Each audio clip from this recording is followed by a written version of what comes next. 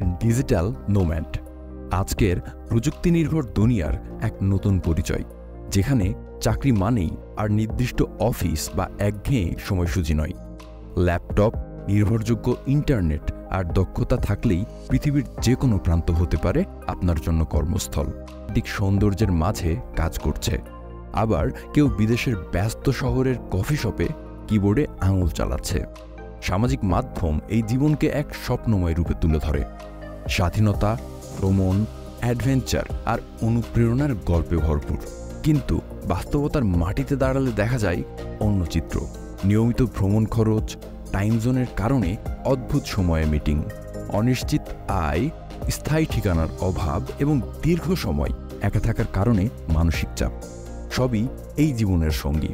অনেকেই বলেন এটি প্রকৃত স্বাধীনতার প্রতীক, যেখানে আপনি নিজের সময়, স্থান ও জীবন নিয়ন্ত্রণ করতে পারেন।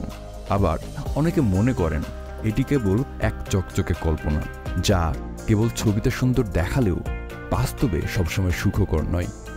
শেষ পর্যন্ত প্রশ্ন থেকেই যায়, ডিজিটাল নোম্যাড হওয়া কি সত্যি মুক্তির পথ, নাকি কেবল এক সুন্দর কিন্তু কঠিন স্বপ্নের ভ্রমণ?